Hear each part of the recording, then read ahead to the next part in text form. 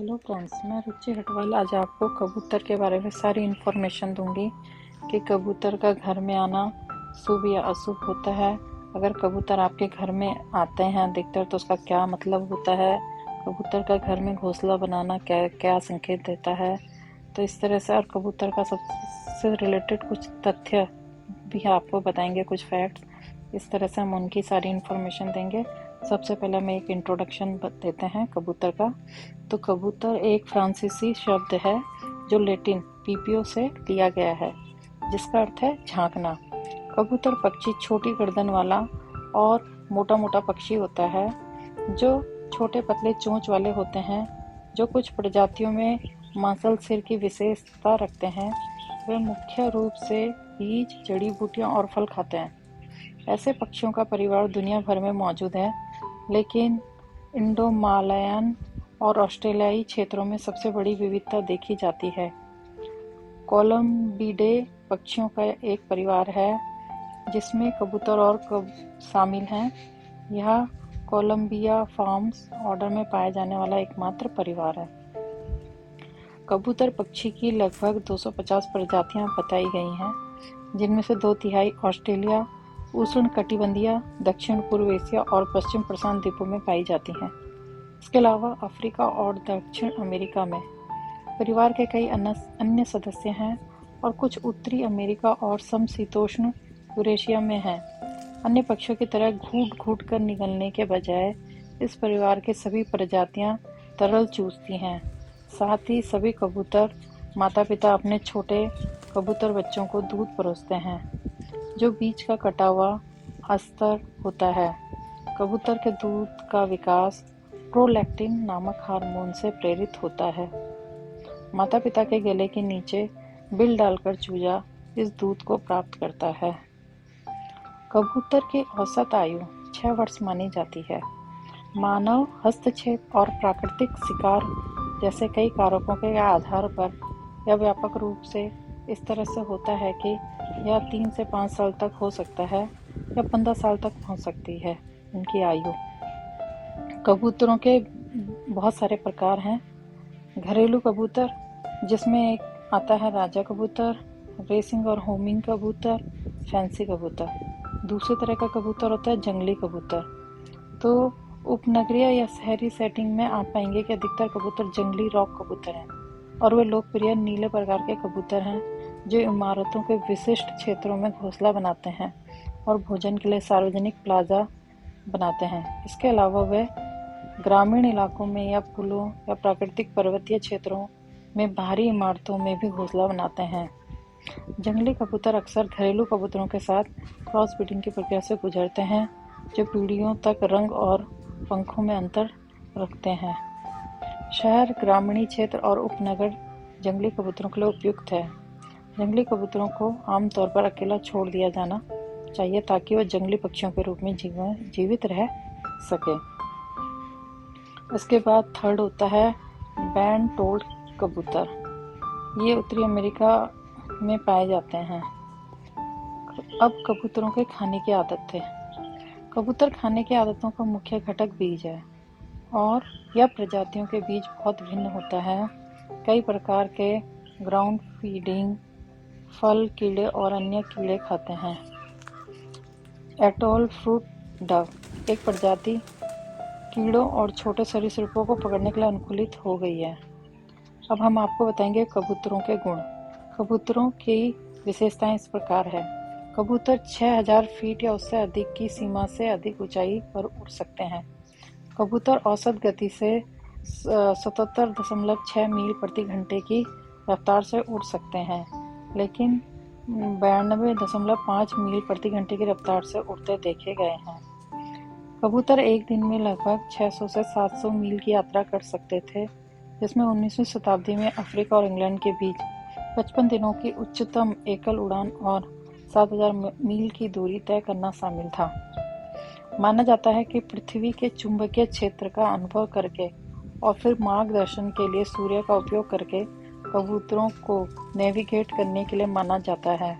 अपने घर वापस जाने का रास्ता खोजने के प्रयास में, अन्य परिकल्पनाओं में सड़कों का उपयोग और कभी-कभी कम आवृत्ति वाली भूकंपीय तरंगें भी शामिल हैं। कबूतर और कालबीडे का पूरा परिवार अपनी चोंच को तिनके की तरह इस्तेमाल करके पानी पीते हैं। अधिकांश पक्षी पानी पीते हैं और निगलने के लिए अपना सिर ठीक जगह पर फेंक देते हैं। इंसानों की तरह कबूतर भी रंग देख सकते हैं। इसके अलावा वे पराबैंगनी प्रकाश भी देख सकते हैं। स्पेक्ट्रम का एक अन्य भाग जिसे मनुष्य नहीं देख सकते थे। परिणाम स्वरूप इस अनूठी भावना के साथ साथ असाधारण चौतरफा उद्देश्यों के कारण समुद्र में खोज और बचाव कार्यों में कबूतरों का उपयोग किया गया है। यह पाया गया है कि कबूतरों ने दर्पण परीक्षण पास कर लिया है। दर्पण में उनकी छवि को पहचानने की क्षमता है। कबूतर ऐसी क्षमता रखने वाले उन प्रजातियों में से एक हैं। कबूतर अविश्वसनीय रूप से स्मार्ट होते हैं और वर्णमाला के सभी 26 अक्षरों की पहचान और अवधारणा कर सकते हैं। एक ही तस्वीर में कबूतर तस्वीरों और यहाँ तक कि दो अलग-अलग इंसानों के बीच अंतर कर सकते हैं। अब हम आपको बताएंगे संदेशवाहक के रूप में कबूतर को क्यों चुना गया। कबूतर संभावित रूप से लंबी दूरी से घर की वापसी का प्रबंधन करने के लिए सबसे अच्छा इरादा है और इसे आप पूरे इतिहास में संदेशों के वाहक या विनिमय के रूप में व्यापक रूप से उपयोग किया जाता है, जो 2500 ईसा पूर्व तक फैला हुआ है और 21वीं सदी तक चला है। अभिलेखों के अनुसार संदेशों को ले जाने वाला पहला ऐतिहासिक कबूतर 2500 ईसा पूर्व में दक्षिण मेसोपोटामिया के सुमेर शहर में था। शहर के नेता द्वारा अपने युद्धरत पड़ोसियों को शहर की राहत की जानकारी देने के लिए 2 कबूतरों का अनावरण किया गया। 772 ईसा पूर्व से कबूतरों को चीन में पहले से ही पाला हुआ माना जाता है। इसके अलावा सल्वाडोर बोफोरुल ने सूचित किया कि भारतीय और अरब व्यापारी वाहक कबूतरों का उपयोग करते हैं। कुछ सौ साल बाद अपने पैरों से बंधे संदेश देने के लिए कबूतरों के उपयोग को प्रोत्साहित करने के लिए स्रोत प्रदान किए। 776 ईसा पूर्व में आयोजित पहले ओलंपिक खेलों में भाग लेने वाले प्रत्येक एथलीट ने अपने शहर से एक घरेलू कबूतर लाया। अगर वो अपने इवेंट में मेडल हासिल कर लेता तो चिड़िया उसके घर खबर पहुंचा देती, यानी कि कबूतर क्या है खबर लेके घर चला जाता। तो ये कबूतरों से रिलेटेड जानकारी। अब हम आपको कबूतरों से जुड़े हुए कुछ तथ्य बताएंगे। कबूतर में सुनने की असाधारण क्षमता होती है। कबूतर कम आवृत्तियों पर मनुष्य के विपरीत वे ध्वनियाँ महसूस कर सकते हैं और इसलिए दूर के तूफानों और ज्वालामुखियों को सुन सकते हैं। गंदी और बीमारियों से ग्रस्त होने के सामाजिक रूढ़िवादिता के संबंध में कबूतर आमतौर पर बहुत स्वस्थ और स्वच्छ प्राणी होते हैं और इस बात का संकेत देने के लिए बहुत कम सबूत है कि वो बीमारी के प्रमुख ट्रांसमीटर हैं। कबूतर बेहद मिलनसार जीव होते हैं। 20 से 30 पक्षियों के झुंड में ये कभी-कभी देखे जा सकते हैं। कबूतर जीवन भर और सभी मौसमों में भी संभोग करते हैं, साथ ही वे चूजों को पालते हैं। कबूतर बेहद परिष्कृत और चतुर जीव होते हैं। वे केवल कुछ प्रजातियों में से एक है जो दर्पण परीक्षण पास कर सकते हैं, जो एक आत्म मान्यता परीक्षण है। वे मानव वर्णमाला के प्रत्येक अक्षर को भी पहचान सकते हैं, छवियों के बीच भेदभाव कर सकते हैं और एक तस्वीर के भीतर विभिन्न व्यक्तियों के बीच पहचान कर सकते हैं। कबूतर अपने असाधारण नेविगेशन कौशल के लिए जाने जाते हैं। वे कई तरह के तकनीकों का इस्तेमाल करते हैं, जैसे कि सूर्य को एक गाइड और एक आंतरिक चुंबकीय कंपास के रूप में उपयोग करना।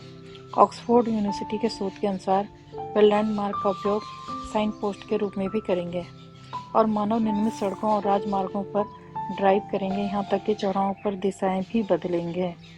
कबूतर औसतन 6000 फीट की ऊंचाई तक और 77.6 मील प्रति घंटे की गति से उड़ सकते हैं। कबूतर की सबसे तेज दर्ज की गई गति 92.5 मील प्रति घंटा है।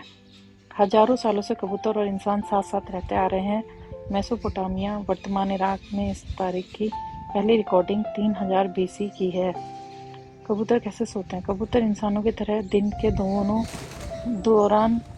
के दौरान अपनी बैटरी को रिचार्ज करने के लिए बिजली की झपकी पसंद करते हैं। इसके अलावा वह असामान्य तरीके से सोते हैं। वे सिर्फ अपने सिर को अपनी गर्दन और पंखों पे अंदर छिपाते हैं और इस उपलब्धि को हासिल कर सकते हैं। क्योंकि वह बेहद अनुकूलनीय है। हालांकि वह आराम कर रहे होंगे, तो आप यह निर्धारित नहीं कर सकते कि कबूतर सो रहा है या नहीं। यहाँ एक और भी आकर्षक सत्य है, कबूतर एक आंख खोलकर सो सकते हैं। यह उनके दिमाग के काम करने के तरीके के कारण है। उनके मस्तिष्क के 2 गोलार्धों में उनके शरीर के एक हिस्से को बंद करने की शक्ति होती है, जबकि दूसरे हिस्से को चौकस रखते हुए। इस स्लीपिंग स्टाइल या पैटर्न का नाम है और इसे यूनी।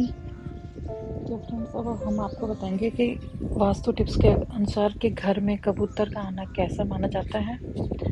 कबूतर का घर में आना जाना सुख, शांति और समृद्धि का प्रतीक होता है। लेकिन कबूतर घर पर उसका आने जाने के अलावा घोंसला बनाना कैसा माना जाता है, शुभ या अशुभ, तो इसके बारे में हम बात करेंगे।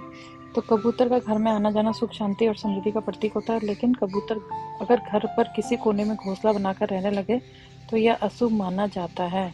अक्सर देखा जाता है तो लोगों के घर में कबूतर आते जाते रहते हैं। इतना ही नहीं, कई बार तो ये सुरक्षित जगह को देखकर लोगों के घरों में घोंसला भी बना लेते हैं। वास्तु के हिसाब से कबूतर को माँ लक्ष्मी का भक्त माना जाता है। कबूतर को सुख और शांति का प्रतीक माना जाता है। लेकिन घर में कबूतर के आने जाने को लेकर लोगों के मन में तरह तरह की धारणाएं भी रहती है। ऐसे में इसका घर में आना शुभ होता है। वहीं कई लोगों का मानना है कि इसके घर में रहने से दुर्भाग्य बढ़ता है। ज्योतिष शास्त्र के मुताबिक घर में कबूतर का आना सुख, शांति और समृद्धि का प्रतीक होता है। लेकिन कबूतर अगर घर पर किसी कोने में अपना घोंसला बनाकर रहने लगे तो यह अशुभ माना जाता है। इसका अर्थ होता है कि आपके घर दरिद्रता आने वाली है, आपको आर्थिक संकट का सामना करना पड़ सकता है। इसलिए घर में कबूतर को घोंसला नहीं बनाने देना चाहिए। अगर घर में कबूतर ने घोंसला बना लिया तो आप क्या करें? वास्तुशास्त्र के मुताबिक घर में कबूतर का घोंसला बनाना अशुभ होता है। घर की बालकनी या छत पर घोंसला बनाने का मतलब है कि वह अपने साथ दुर्भाग्य लेकर आया। ऐसे में उसे तुरंत हटा देना चाहिए। ऐसा नहीं करने से परेशानियां बढ़ सकती है, साथ ही घर में रहने वाले सदस्यों की तरक्की के साथ आर्थिक स्थिति पर बुरा असर पड़ता है। वहीं कबूतर के घर में घोंसला बनाने को लेकर कई लोगों का मानना है कि इससे घर में सुख, समृद्धि के साथ सौभाग्य आता है। क्योंकि कबूतर माँ लक्ष्मी का परम भक्त है, इससे कबूतर का घोंसला नहीं हटाना चाहिए। कबूतर से जुड़ी मान्यताएं। माँ लक्ष्मी की कृपा पाने के लिए कबूतर दाना देना चाहिए। ऐसा करने से जातक की कुंडली में गुरु और बुध की स्थिति मजबूत होती है और घर में सकारात्मक ऊर्जा का प्रवाह बढ़ जाता है। परिवार के सभी सदस्यों का स्वास्थ्य उत्तम रहता है। कबूतर को दाना घर की छतों नहीं बल्कि घर के आंगन में देना चाहिए। इससे राहु ग्रह का दोष दूर होता है। जब आप कबूतर को दाना देते हैं तो वे आपके घर में आने लगते हैं। ऐसे में वो गंदगी भी करते हैं और यदि आप उन्हें साफ नहीं करते हैं तो यह राहु ग्रह के नकारात्मक प्रभाव को सक्रिय कर सकता है। इसलिए जरूरी है कि इसे साफ करते रहना चाहिए।